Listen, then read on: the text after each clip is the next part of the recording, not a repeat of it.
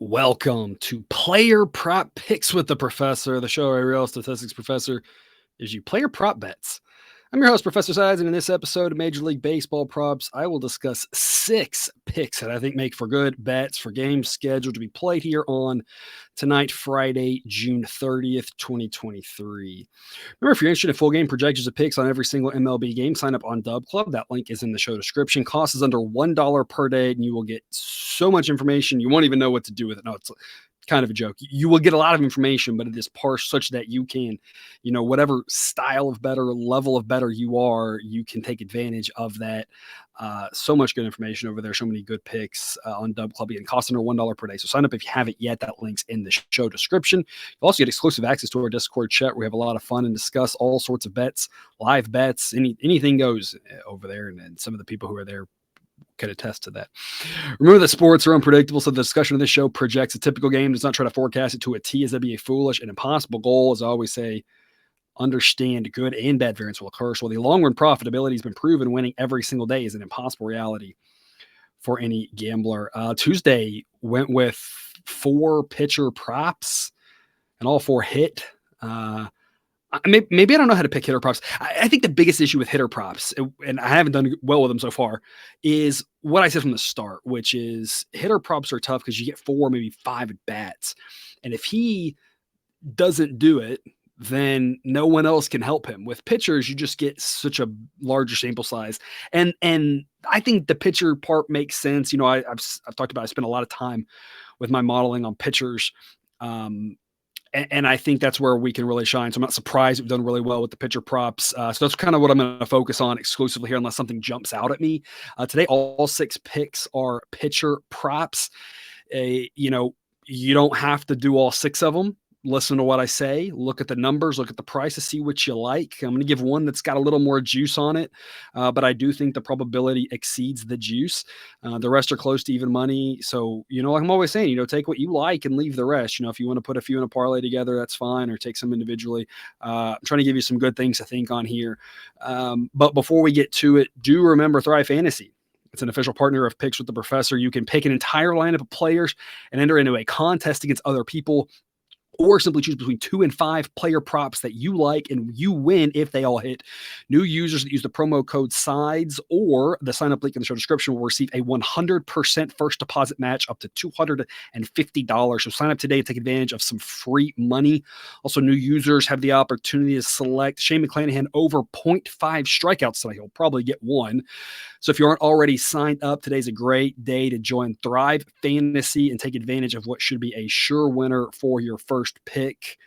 Today's picks will also be researched using Outlier.bet, official partner of Picks with the Professor. Outlier integrates seamlessly with your favorite domestic sportsbook, allowing you to shop for the best prices while also seeing the latest trends and analyzing all the relevant data. Sign up today at Outlier.bet/professor for a 7-day free trial to check them out. I've had some people ask me if I like Outlier, if I recommend them, or if it's just a sponsorship situation. But I do like them, and I do recommend it. And I think you can see with the results, it helps seeing the data.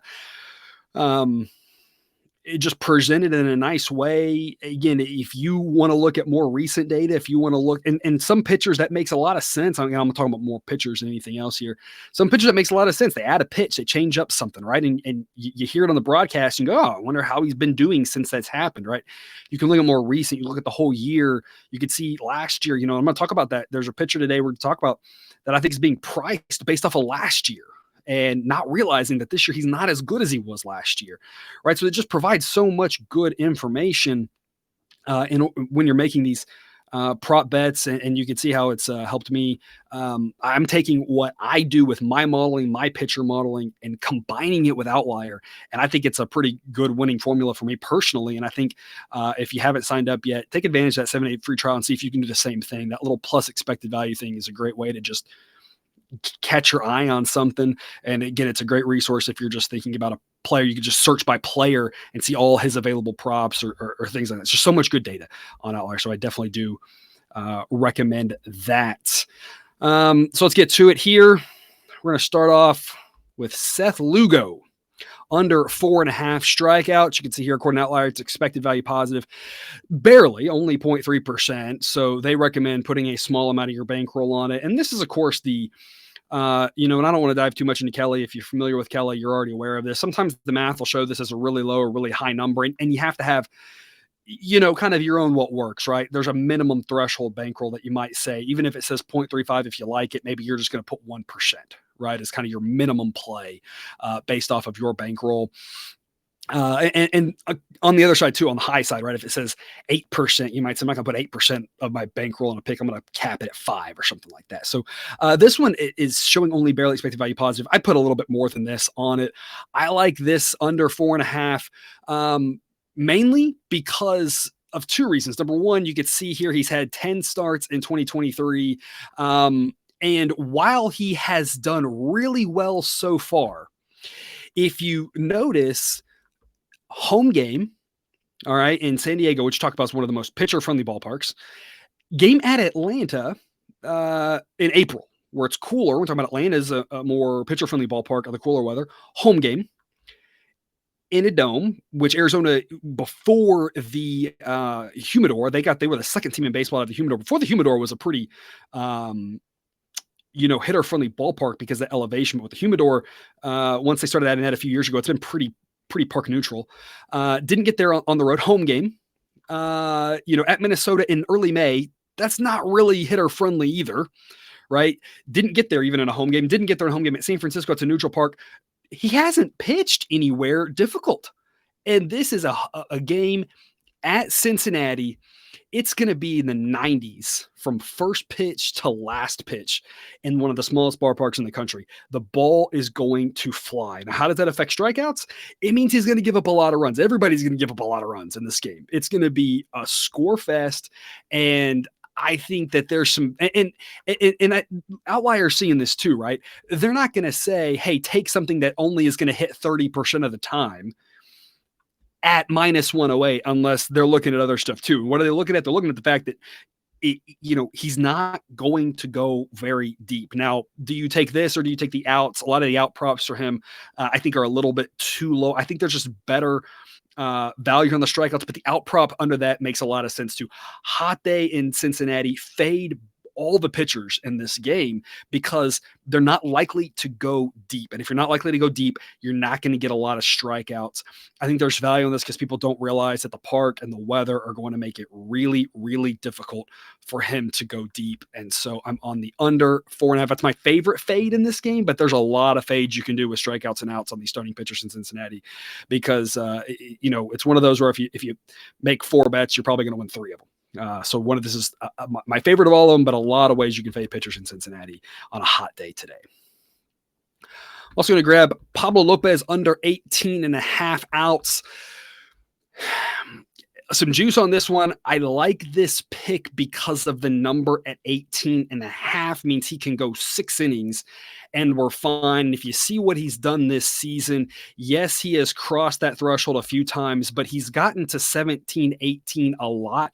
1, 2, 3, 4, 5 times he's made it through the 6th inning. And so that extra, protection, it's not push protection, it's win protection on if he goes 6 innings, I think is worth it. Your break-even percentage at minus 190 is 65.5%, and this has hit 69% of the time this season. So I think this one just makes sense because it's hard for him to go deeper than that.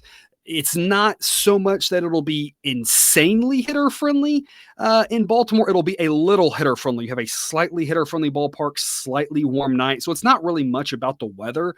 This is just more of a pure data play on Pablo Lopez is a guy who tends to go about 6 innings more times than not. And this should be priced more at minus 210, minus 220, something like that. So the fact that it starts with a 1 gives us some pretty strong value. So it's a pretty straightforward play.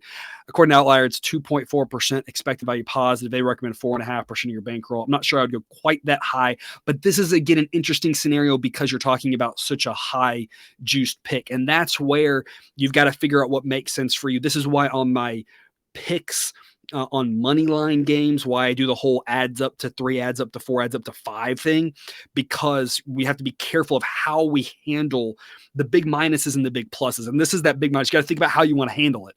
But either way, whether you're just going flat betting and you're going to put 1.9 units to win one, or if you're going to do something a little bit more creative like I do for money lines, I think this is one that should be part of your portfolio. You just got to figure out how you want to manage the minus 190. But I think this should be well into the 200, so some good value there.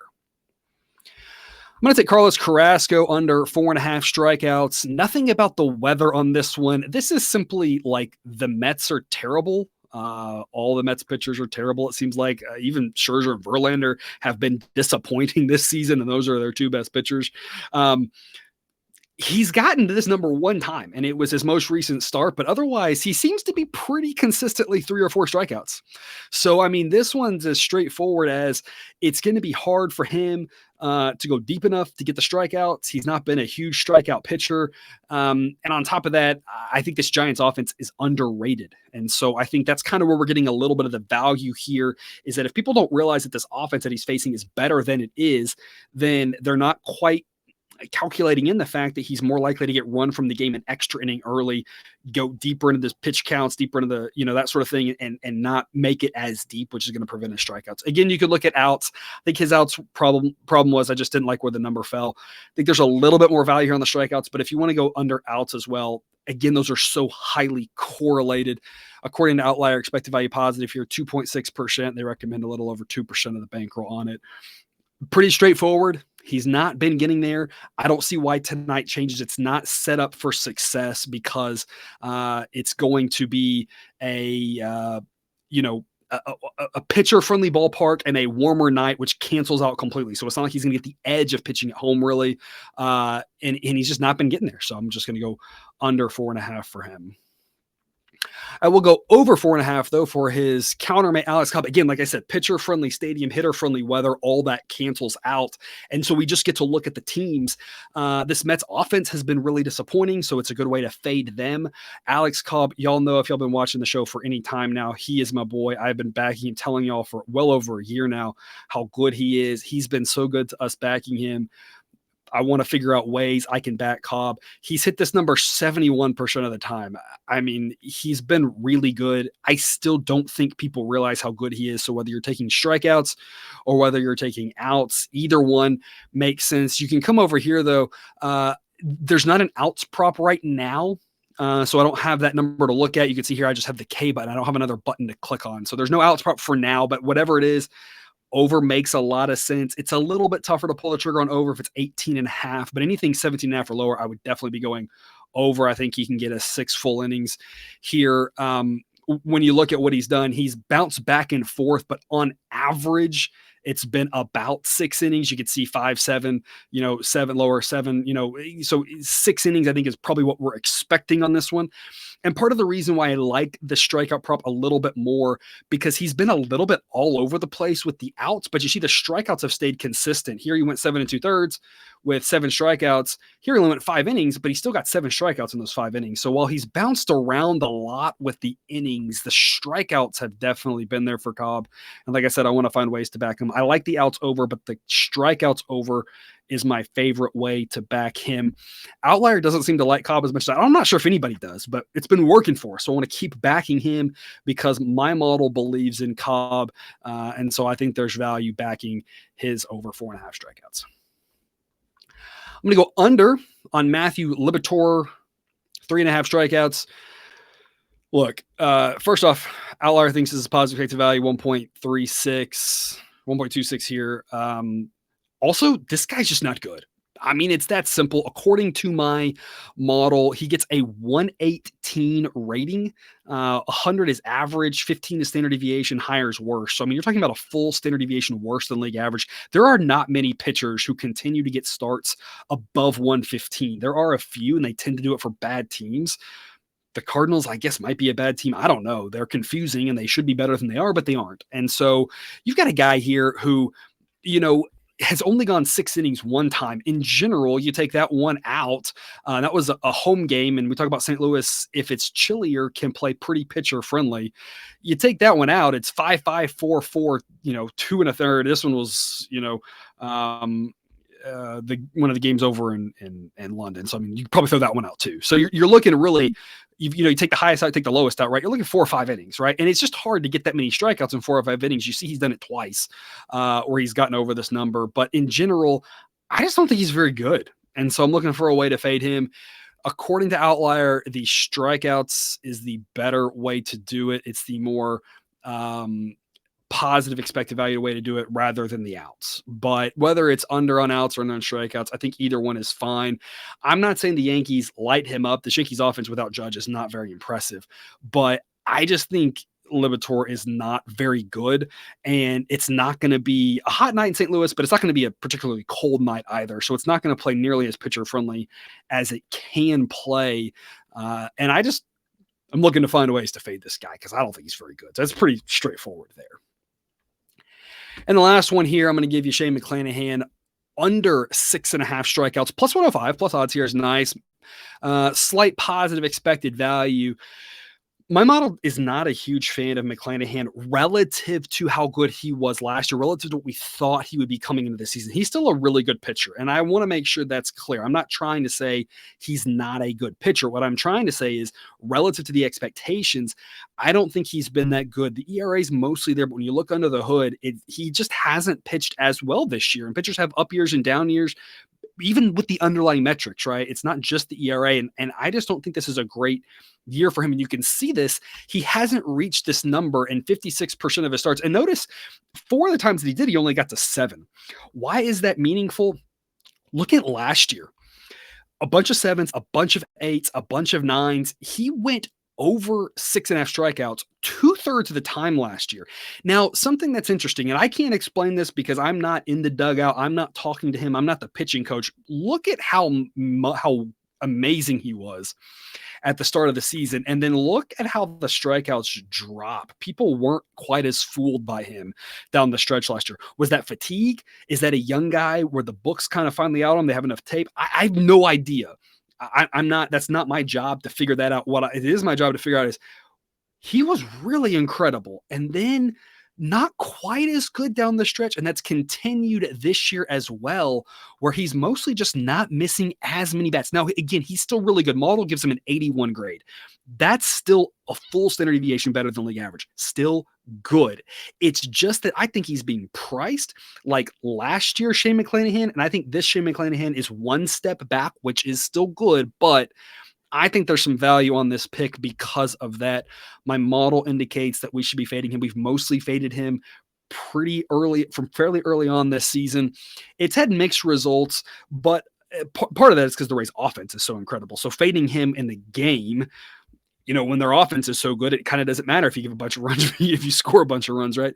But of all the Rays pitchers, he's been one of the ones that's been the least profitable to back because the prices have been really high. And while the Rays have won, they haven't won as much as you would think they would because he hasn't been the bona fide ace he was last year. So a way to fade Shane McClanahan here would be under 6.5 on the strikeouts. Again, according to Outlier, positive expected value.